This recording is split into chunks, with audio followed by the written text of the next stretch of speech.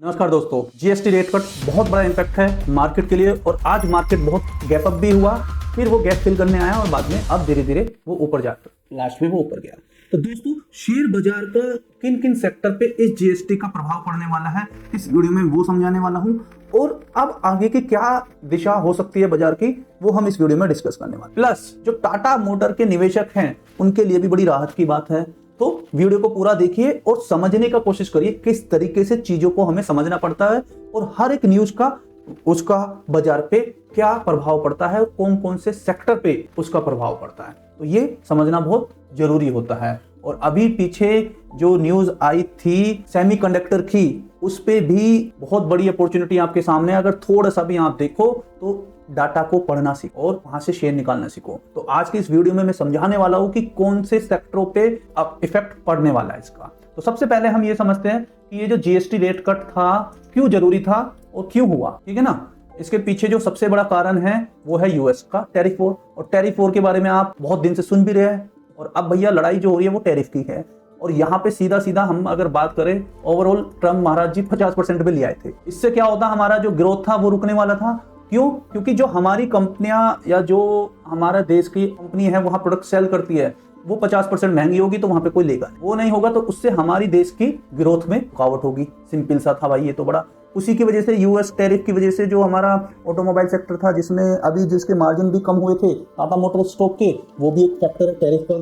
तो इन सब चीजों को कम करने के लिए ये जीएसटी लाया गया है। और इसका क्या समाधान हो सकता है? देखिए, अब जब ग्रोथ रुक रही है हमारी कंपनियां सेल नहीं कर पा रही, तो जरा आप सोचिए कैसे हम अपनी ग्रोथ बढ़ाएं। तो सिंपल है भाई, एक जगह हमारी ग्रोथ रुक रही है, मतलब हमारी प्रोडक्ट वहां पे सेल नहीं हो रहा, तो हम क्या करें, अपनी ही डोमेस्टिक डिमांड को इतना मजबूत कर दे या बढ़ा दे जिससे कि हमें बाहर जरूरत ही ना पड़े। आप समझ रहे हो? तो हमने क्या किया, इसका सोल्यूशन अपने ही यहाँ की डिमांड को बढ़ा दे, यानी कि वहां जो 50% महंगा है हम अपने इधर सस्ता कर दें। ठीक है, अब शायद लोगों को समझ में आने लग गया होगा। ठीक है भैया, वहां महंगा है तो अपने को यहाँ पे सस्ता देंगे तो हम यहीं पे कंज्यूम कर लेंगे, कोई दिक्कत नहीं। तो हमारे जो देश का जो मंदी का लोग आकलन कर रहे थे तो वो रुक सकता है इससे। पॉइंट समझिए कि बाहर अगर माल नहीं बिकेगा तो उससे अपने देश पे असर पड़ेगा, डिमांड का मतलब कम हो जाएगी अपनी कंपनियों की और अंदर दिक्कत आएगी। तो क्यों ना अंदर ही डिमांड को बढ़ा दिया जाए। तो अंदर डिमांड बढ़ाने के लिए अब हमारे पास पैसा चाहिए, यानी कि आम जनता के पास पैसा आना चाहिए, तभी तो वो अपना कंजप्शन ज्यादा बढ़ाएगी, क्योंकि इकोनॉमिक ऐसी चलती है, देश ऐसी चलता है।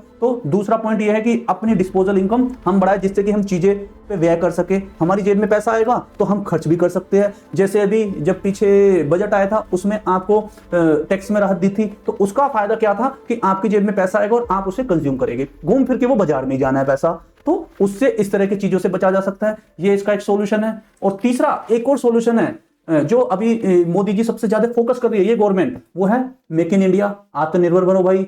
अब सेमीकंडक्टर में भी वहां पे अभी जो पीछे मोदी जी ने अनाउंस किया वो भी बहुत बड़ी न्यूज है और वहां पे भी बहुत सारे स्टॉक में एक्शन बन रहा है, तो उस पर भी थोड़ा नजर रखिए, उसका भी एक वीडियो ला देंगे आप लोगों के लिए।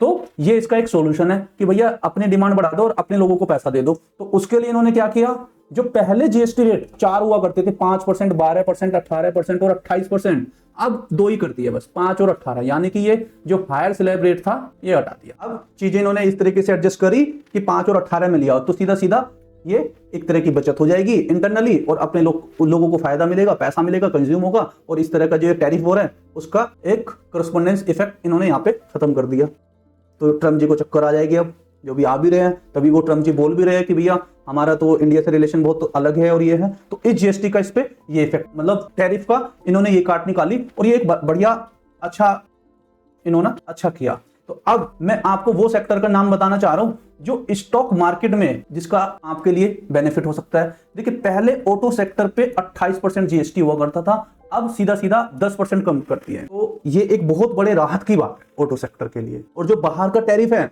वो ऑलरेडी ट्रम्प जी डर गए हैं और वो उसको अभी कम करने वाले हैं या हो जाएगा वो कम। तो ये ऑटो सेक्टर के लिए राहत की बात है। तो वहां पे जो टाटा मोटर जैसे शेयर स्ट्रगल कर रहे थे उनके लिए है।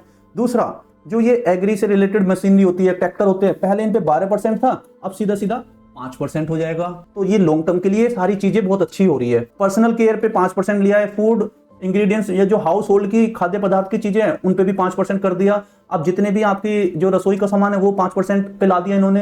तो उससे भी ये फायदा मिलेगा कि जो भैया घर के आम आदमी है उनको भी अब कम जीएसटी देना पड़ेगा, तो चीजें उनके लिए भी सस्ती होगी, 2 पैसा उन्हें भी बचेगा, जो पैसा वो बचेगा वो सेविंग में जाएगा, तो बाजार को और इकोनॉमी को फायदा मिलेगा, इकोनॉमी को फायदा मिलेगा अल्टीमेटली बाजार को, और बाजार ग्रोथ करेगी। सीमेंट सेक्टर भी एक बहुत बड़ी राहत है, 28 से 18% पे लगा। लाइफ इंश्योरेंस और हेल्थ इंश्योरेंस कंपनियों पे ये भी एक बहुत बड़ा प्लस पॉइंट है, जीएसटी जीरो हो गया, यानी कि जो लोग अब हेल्थ इंश्योरेंस भी लेना चाह रहे हैं और जिन लोगों को अभी लेना है तो उनके लिए तो जीएसटी फ्री हो गया है, और जो पुराने लोग दे भी रहे तो अब उनको जीएसटी जीरो हो जाएगा, उनका भी सस्ता हो जाएगा।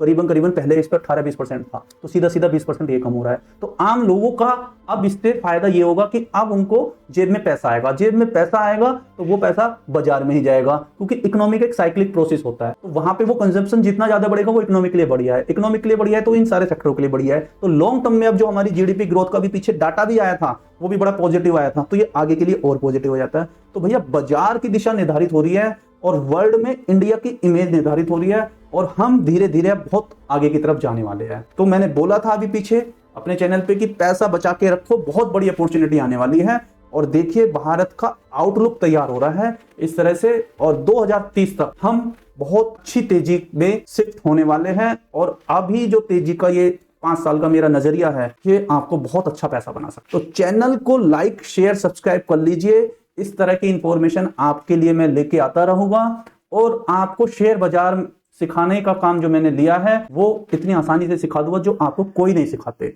न्यूज, डाटा, सेंटिमेंट पढ़ना सीखो, काम बन जाएगा। Thank you.